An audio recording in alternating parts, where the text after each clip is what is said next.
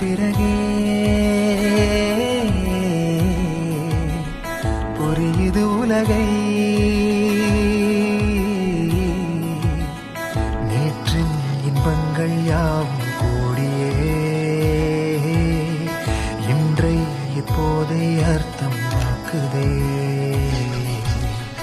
இன்றின் இப்போதின் இன்பம் யாவும்